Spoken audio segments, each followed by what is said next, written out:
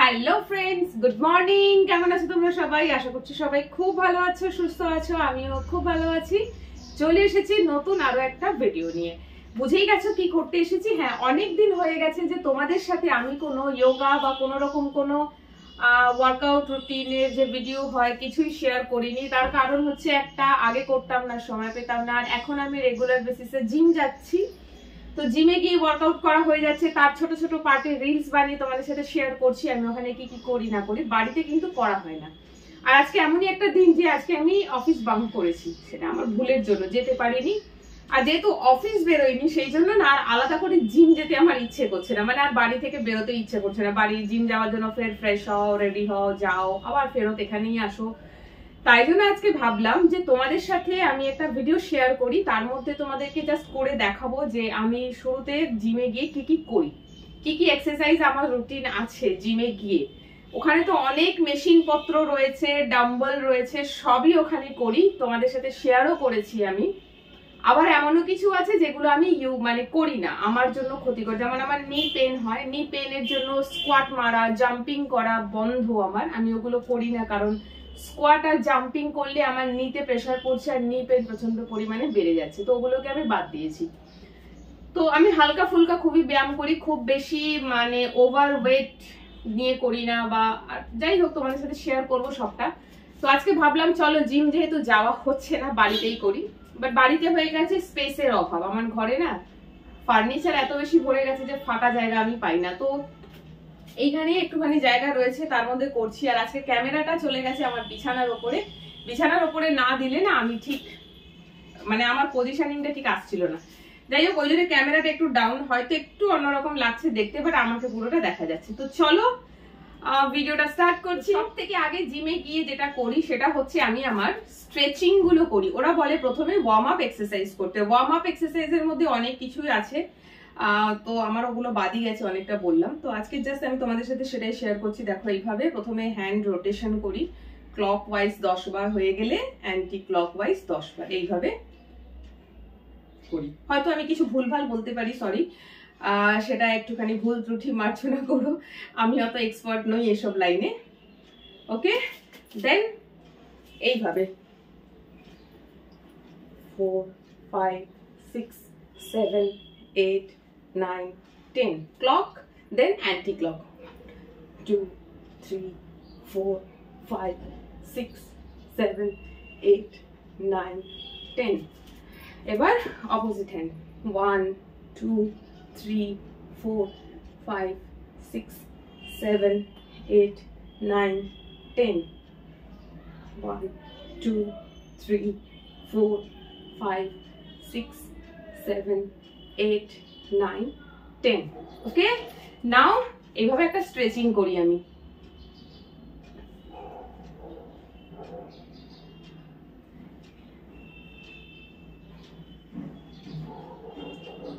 যতবার করে আমি ওখানে করি ঠিক ততটা করে তোমাদেরকে করে দেখাচ্ছি না ব্লগে, বিকজ সবটা করতে গেলে ভিডিওটা 30 মিনিটের হয়ে যাবে, বুঝতেই পারছো। তো অল্প অল্প করে করে তোমাদেরকে দেখাচ্ছি। এটা আমার অনেক দিনের ইচ্ছে ছিল যে শেয়ার করব, ফাইনালি আজকে হলো। এবারে হচ্ছে নেক রোটেশন, ঠিক আছে? নেকটা রোটেট করি এইভাবে 1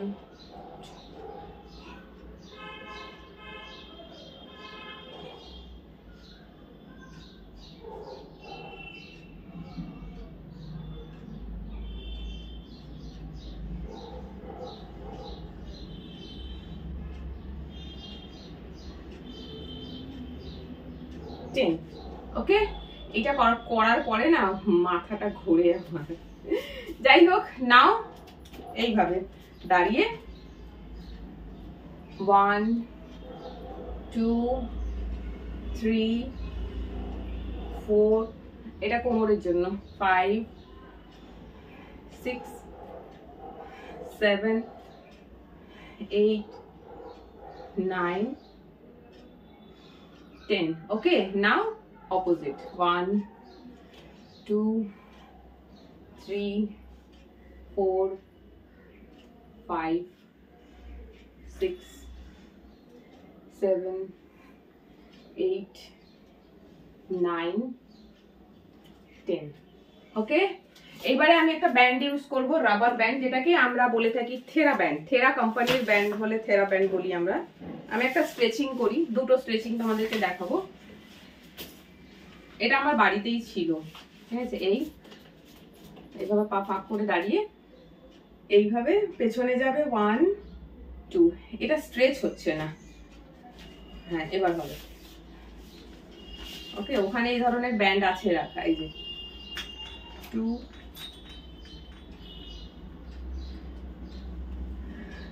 3 4। হাতটা পুরো স্ট্রেট হয়ে এইভাবে উঠে পেছন দিকে পুরোটা ডাউন স্ট্রেট অবস্থায়, আবার এই উঠে এই আসবে। এইভাবে আমি এটা 10 টাইমস করি। ওকে, নাও আরেকটা করি। এই যে সাইড ফ্যাট থাকে আমাদের, এই সাইড ফ্যাটটাকে রিডিউস করার জন্য আমি একটা করি, সেটা ওই ব্যান্ডের সাহায্যে করি, বা ওয়ালেও করা যায়। ওয়ালেরটা আমি আজকে আর দেখাচ্ছি না। এইভাবে হাত ওপরে করে পাটাকে একটুখানি এরকম ডিস্টেন্সে রেখে আমি এইটা করি।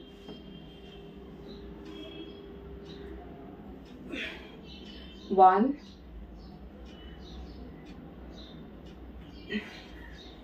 এই যে একটা কার্ভ তৈরি হচ্ছে, এতে না স্ট্রেচিংটা হয়, এই সাইড ফ্যাটটা রিডিউস হবে। আমি এটা করি।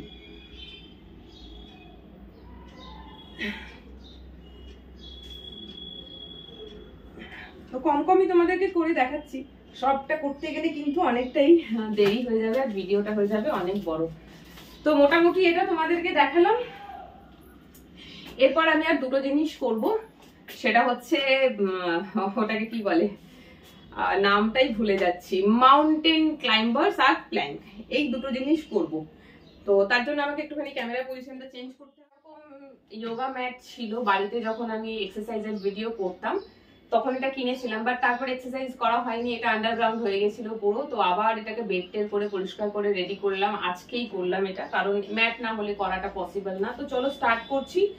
আমি জিমে যখন মাউন্টেন ক্লাইম্বার্স করি তো 30 সেকেন্ড করে টাইমারের টাইম দিয়ে দিই, কন্টিনিউ 30 সেকেন্ড করি, তারপরে 1 মিনিটের একটুখানি রেস্ট নিই, নিয়ে আবার করি। 1 মিনিটও না, হালকা ফুলকা একটু রেস্ট নিয়ে আবার এটা রিপিট করি। এটা 3টে রিপিটেশনে আমি করি, 30 সেকেন্ড করে এটা আমি 3 বার করি। তো আজকে হয়তো 3 বার তোমাদেরকে করে দেখাবো না মাউন্টেন ক্লাইম্বার্সটা আমি কিভাবে করি, একবার বা দুবার হয়তো করে দেখাবো। তো চলো স্টার্ট করছি।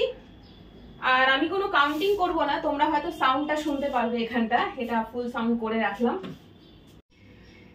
টাইমারটা আমি এখানে লাগিয়ে দিয়েছি, টাইমারটা অন করে দিয়ে আমি এটা করা স্টার্ট করছি। আমার 30 সেকেন্ড কমপ্লিট হয়ে গেলে টাইমার নিজেই পিপ পিপ করতে, মানে হুইসেল বাজাতে স্টার্ট করে দেবে, তোমরা বুঝতে পেরে যাবে যে 30 সেকেন্ড করলাম কিনা। স্টার্ট। 2 4 7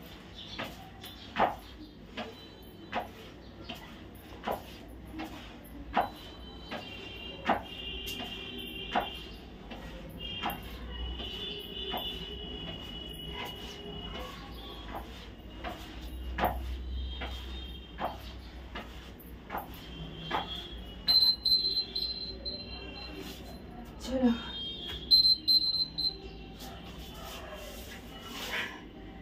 এইভাবে আমি মাউন্টেন ক্লাইম্বার্সটা করি, 30 সেকেন্ড করে টাইম দিয়ে 3 বার রিপিট করি, মাঝখানে একটু রেস্ট নিয়ে নিই। আর একটা তোমাদেরকে করে দেখাবো।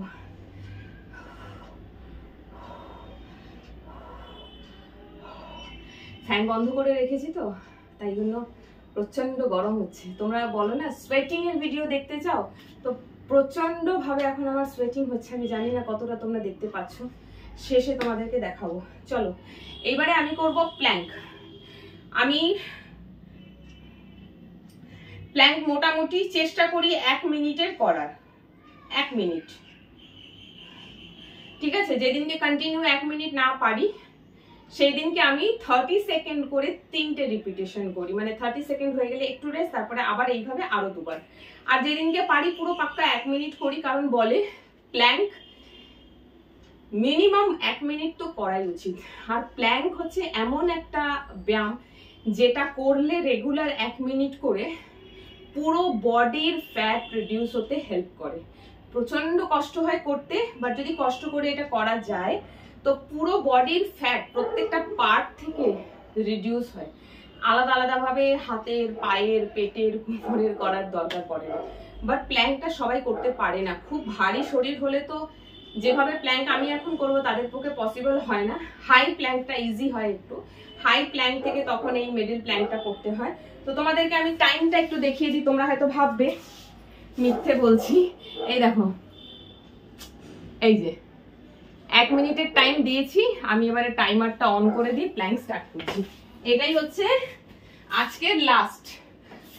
এছাড়াও কিন্তু আমি আরো অনেক কিছু করি ব্যায়াম ওখানটা, ঠিক আছে? তো সবটা তোমাদেরকে দেখাতে পারছি না, কারণ সবটা দেখাতে গেলে অনেকটা দেরি হয়ে যাবে। তো চলো, এখানে যখন সিটি বাজতে শুরু করে দেবে তখন জানবে 1 মিনিট হয়ে গেছে। তো প্ল্যাঙ্ক পজিশনে চলে যাচ্ছি।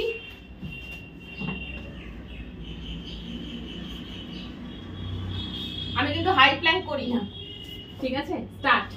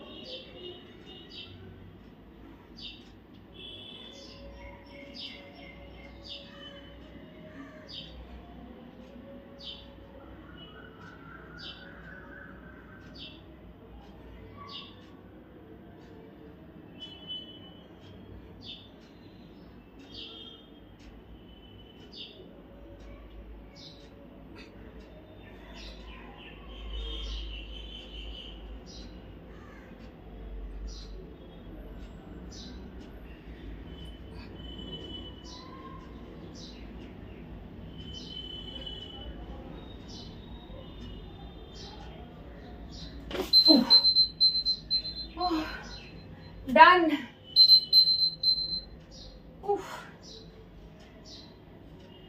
চলো, আজকের মতন ব্যায়াম কমপ্লিট। টপ টপ করে আমার ঘাম ঝরছে, তোমাদেরকে দেখাই সামনে দিয়ে কি অবস্থা আমার। এই দেখো, ব্যায়াম করলে সোয়েটিং তো হবেই, ইটস নর্মাল। বাট ঘরে এসি টেসি চললে, একটু হাওয়া ঢুকলে কি হয় না, তখন ক্লান্তিটা কম হয়। এত বেশি ঘাম ঝরে গেলে এনার্জি লস হয়ে যায়, আর এনার্জি না থাকলে তো ব্যায়াম করাটাও পসিবল না, তাই না? তো যাই হোক, আমি মাঝে মাঝেই ভাবতাম যে যেদিন করে আমি জিম মিস করি, যেতে পারি না, সেই দিনকে এরকম হালকা ফুলকা একটু ওয়ার্কআউট বাড়িতে করে নেবো। মানে একদম না হওয়ার থেকে এটা বেটার, কিছু না হলেও অ্যাটলিস্ট প্ল্যাঙ্কটা করব। বাট ওই যে কাজ থেকে এসে বাড়িতে আর ব্যায়াম করার ইচ্ছেটা থাকে না। আজ যেহেতু কোথাও কাজে যাইনি, সেই জন্য এনার্জিটা স্টোর ছিল, খুব বেশি কিছু কাজ ঘরেও ছিল না। আর ভাবলাম চলো, অনেক দিন এক্সারসাইজের ভিডিও দিইনি, তোমরা অনেকেই আমাকে কমেন্ট করে বলছো যে আগের ওয়ার্কআউটের ভিডিওগুলো খুব ভালো ছিল, তো সেই জন্য আরও বেশি করে করলাম। তো চলো, এবারে ফ্যানটা অন করবো, একটু মুখ টুক ধোবো, কি অবস্থা হয়ে গেছে। কেমন লাগলো আজকের ভিডিওটা কমেন্ট করে জানিও। যদি দেখেছি তোমরা খুব ভালো রেসপন্স করছো ভিডিওটাতে, তোমাদের ভালো লেগে থাকে, তাহলে মাঝে মধ্যে এরকম করে আমি বাড়িতে ব্যায়াম করার চেষ্টা করবো, আর তার ভিডিও করে তোমাদের সাথে শেয়ার করবো। তো আজকে এই অবধি, সবাই খুব ভালো থেকো, সুস্থ থেকো, টাটা।